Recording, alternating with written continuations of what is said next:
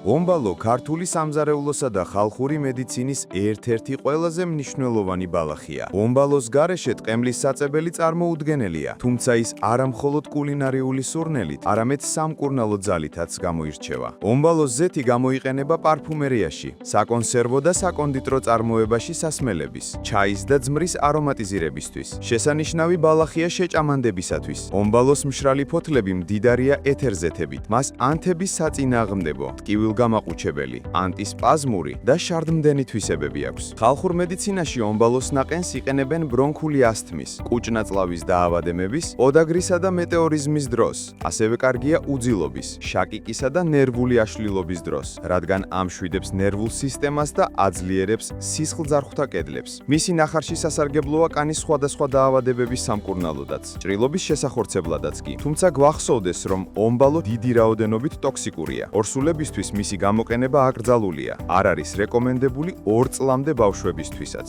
გარდა სამკურნალო ეფექტისა, ომბალოს სურნელი ბუნებრივი დამცველია მწერებისგან, აფრთხობს კოღოებს, წყილებსა და ტილებს. იზრდება ნესტიან ადგილებში, ძირითადად გვხვდება აფხაზეთში, სამეგრელოში, იმერეთში, აჭარაში, გურიაში, რაჭაში, ლეჩხუმსა და სვანეთში. ომბალო არის მცენარე, რომელიც აერთიანებს ტრადიციულ გემოს, სამკურნალო ძალას და ყოველდღიურ სარგებელს.